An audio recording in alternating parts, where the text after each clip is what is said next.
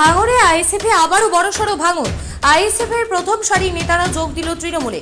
ভাঙড়ের লোকসভা ভোটের পর থেকে একাধিক আইএসএফ নেতৃত্ব ভাঙড়ের অবজারভার শওকত মোল্লার হাত ধরে যোগ দিয়েছে তৃণমূলে। এবার আইএসএফের শক্ত ঘাঁটি বলে পরিচিত কাটারাঙ্গা গ্রামের একাধিক আইএসএফ নেতৃত্ব তৃণমূল নেতা সালামাতের নেতৃত্বে প্রায় 100-র অধিক আইএসএফ কর্মী সমর্থকদের নিয়ে আনুষ্ঠানিকভাবে বিধায়ক শওকত মোল্লার হাত ধরে যোগদান করল তৃণমূলে। প্রাকৃতিক দুর্যোগকে উপেক্ষা করেই ভাঙড়ের তৃণমূলের দলীয় কার্যালয়ে ক্যানিং পূর্বে বিধায়ক ও ভাঙড়ের অবজারভার শওকত মোল্লা আইএসএফ নেতাকর্মীদের হাতে তৃণমূলের দলীয় পতাকা তুলে দিয়ে তাদেরকে তৃণমূল কংগ্রেসে স্বাগত জানান। এই যোগদান কর্মসূচিতে উপস্থিত ছিলেন ভাঙড়ের অবজারভার ও ক্যানিং পূর্বে বিধায়ক শওকত মোল্লা, তৃণমূল নেতা আহসান মোল্লা, ভোগালী 2 নম্বর অঞ্চলের উপপ্রধান হাকিম মোল্লা, শাহিনুর ইকবাল, আলিনুর মোল্লা সহ কাটারাঙ্গা গ্রামের তৃণমূল নেতা সালামাত সহ একাধিক তৃণমূল নেতৃত্ব। আইএসএফের থেকে তৃণমূলে কেন এসছি? আগে তো তৃণমূলটা করতাম, ঠিক আছে।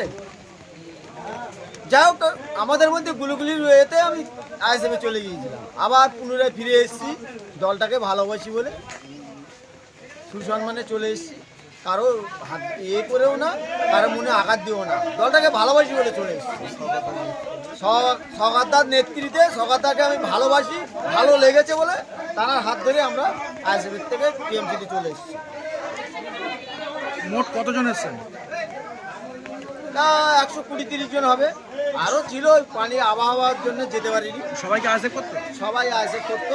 একেবারে আইএসএফের প্রথম সারি থেকে হঠাৎ আজকে তৃণমূলে, মানে কি কোনো প্রলোভনের জন্য নাকি উন্নয়নের জন্য? কোনটা? উন্নয়নের জন্য, টাকা খাওয়ার জন্য আসেনি।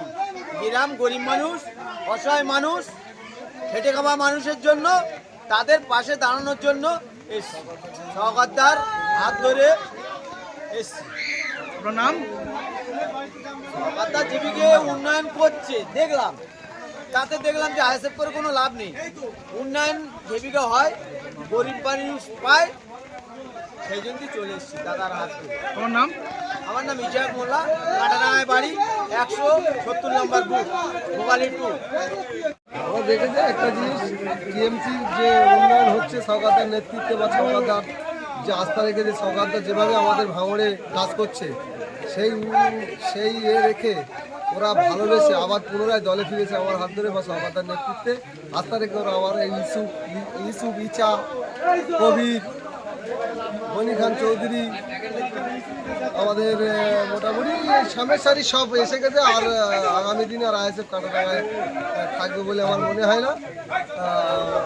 পুনরায় আবার টিএমসি যেভাবে আর কি আমাদের কাটারাঙ্গা, এই কাটারাঙ্গা তো ছিল একেবারে আইএসএফ এর শক্ত ঘাঁটি, সেখান থেকে আজকে আপনি বলছেন কাটারাঙ্গা আইএসএফ থাকবে না, কিভাবে? ভিত্তিহীন কথা, শক্ত ঘাঁটি কিছু না।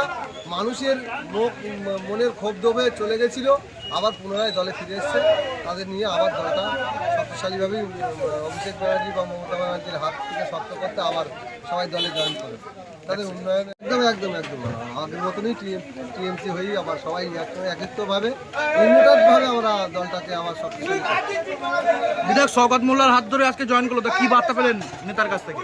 নেতা যে আমাদের বার্তা দিল, দাদার উন্নয়নের উপরে আস্থা রেখে দাদা বলল সবাইকে ইউনিটেডভাবে আমাদের ভাঙড়টাকে নিয়ে চলতে হবে, ভাঙড়ের উন্নয়ন করতে হবে। উন্নয়নের স্বার্থে এই বার্তা আমাদের দিল যে উন্নয়ন হবে, আগামী দিনে 100% উন্নয়ন হবে দাদার নির্দেশে। আপনার নাম? সালামত খান। আজকে কতজন আইএসএফে জয়েন করলো আপনার হাত ধরে? তা এখানে আমরা যা রান্নাবান্না করেছি 200।